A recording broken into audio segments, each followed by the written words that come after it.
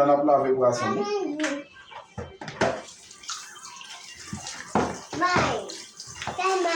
Vous lave à pêche.